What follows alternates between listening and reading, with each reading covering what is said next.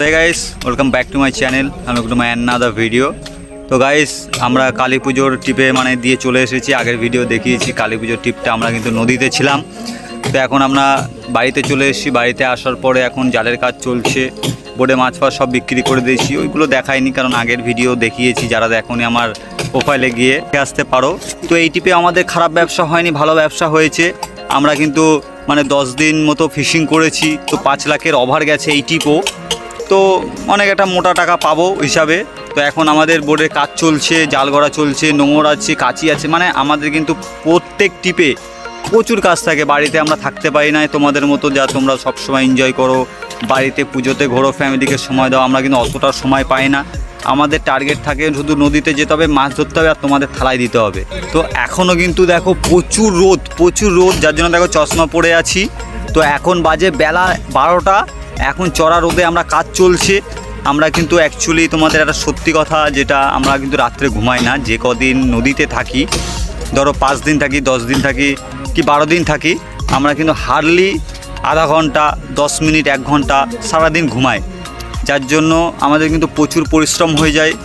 সেই পরিশ্রমের ফল যে মাছ আমরা, যেগুলো তোমরা খাও নিত্য নতুন মানে আইটেম করে তোমরা মাছ খাও, সেইগুলো আমরা ধরি, সেইগুলো তোমরা মজা করে খাও। সেইগুলো যে কষ্ট, যে পরিমাণ কষ্ট হয় আমাদের মাছ ধরতে, সেটা তোমাদের মানে এই মানে ভিডিওতে বলে বোঝাতে পারবো না। যতটা সম্ভব ততটা দেখায়।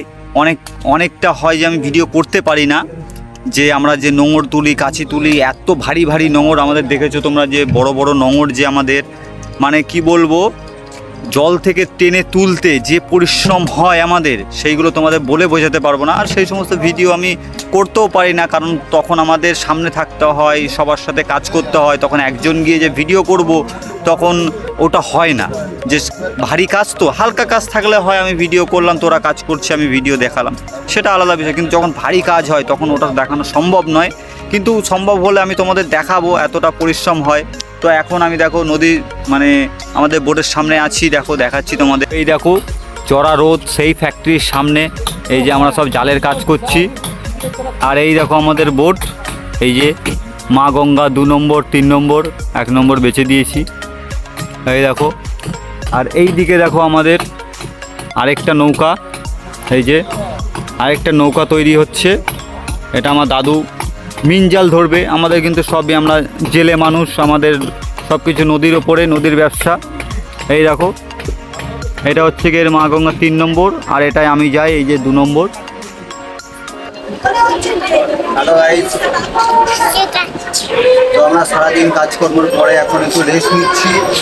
তো এখন যাব আমরা বাজারে গিয়ে কিছু বাজারের সবজি টবজি বাজার করব, বাড়ির কিছু জিনিস কিনবো, শপিং মলে যাব। চলো যাই বাজারে। তো গাইস আমি এখন শপিং মলের সামনে এসে দাঁড়িয়ে আছি।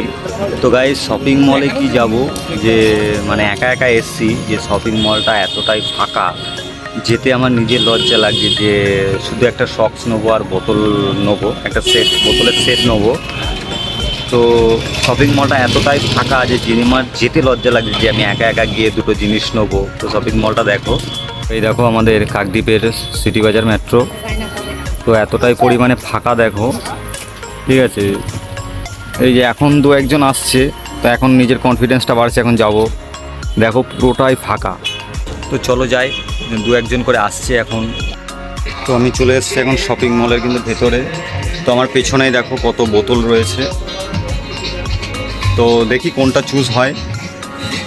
তো এই দেখো কত বোতল রয়েছে দেখো, আর এই দিকে দেখো আরও কত যাবতীয় প্রয়োজনীয় জিনিস সব কিছুই রয়েছে। এইদিকেও রয়েছে সংসারের প্রয়োজনীয় জিনিস। তো বন্ধুরা শপিং মল থেকে আমি বেরিয়ে এসেছি, বোতল সব যা লাগে যেগুলো নিতে গেছিলাম নেওয়া হয়ে গেছে। এবার নেবো সবজি, দেন তারপরে নিতে হবে মাংস। তো চলো সবজিটা নিয়ে নিই, দেন তারপরে মাংস নেবো। কিন্তু সব নিয়েছি দেখো, এই যে সবজি বাজার, এদিকে হচ্ছে গিয়ে সক্স রয়েছে, এদিকে বোতল রয়েছে। তো এখন নিতে হবে মাংস, যেহেতু আমরা অনেক দিন ধরে নদীতে থাকি, মাছ খাই। এবার নেবো মাংস। তো এই যে সাইকেলে নিয়ে নিয়েছি সব কিছু। এই যে মাংস দোকান আমাদের সব লাইন দেওয়া। তো এবার মাংস নেবো, কালকে খাবো, আজকে নিয়ে গিয়ে ফ্রিজে রেখে দেবো, দেন কালকে মাংস খাবো। কারণ সারাদিন কাজকর্ম থাকে, ওই জন্য আমরা সময় পাই না, যার জন্য মাংস নেবো। তো গাইস বাড়ি চলে এসেছি সব কিছু নিয়ে, আর এই যে বোতল, এই দেখো বোতল, আর এই যে সক্স। তো এই বোতলটা 120 টাকা নিয়েছে, 6টা রয়েছে কিসের, মিল্টনের। তো গাইস এখন দেখো একটা ফ্লিপকার্টে অর্ডার দিয়েছিলাম একটা ফোনের স্ক্রিন গার্ড। তো জানি না এটা এত বড় এসছে, দেখো ছোট্ট একটা ফোনের স্ক্রিন গার্ড অর্ডার দিয়েছিলাম, যেহেতু আমার স্ক্রিন গার্ড একটা ফেটে গেছিলো। ফোনের ডিসপ্লে কিছু হয়নি, কার্ভ ডিসপ্লে, ভেঙে গেলে অনেক টাকা খরচা যেত, শুধু গ্লাসটা ভেঙে গেছে, ওই জন্য এখন ম্যাট পেপার লাগানো। তো ভাবছিলাম যে ফ্লিপকার্ট থেকে একটা মানে গ্লাস অর্ডার দেওয়াই যায়, তো অর্ডার দিয়েছিলাম, 2 দিনের ডেলিভারি দিয়ে দিয়েছে। এটা খুব মানে একটা ভালো যে 2 দিনের মধ্যে চলে এসছে, কিন্তু আমি বুঝতে পারছি না যে মালটা এত বড় কেন, এইটুকু একটা গ্লাস মালটা এত বড় কেন। তো চলো এটাকে আনবক্সিং করি, খুলে দেখি এর মধ্যে কি আছে না আছে, কেমন এসছে, ঠিক আছে। তো আমি এখনও খুলিনি, তোমাদের সাথে একসাথে খুলবো। তো চলো এটাকে খুলি।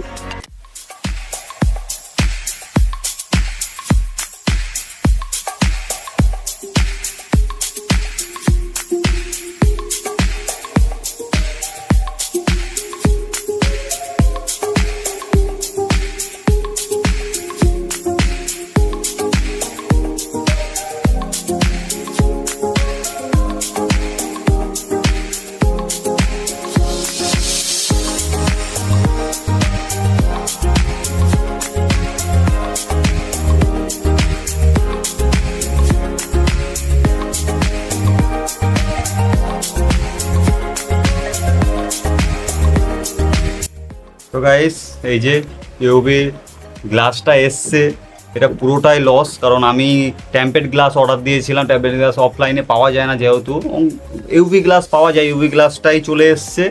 তো এখন লস হয়ে গেল আমার।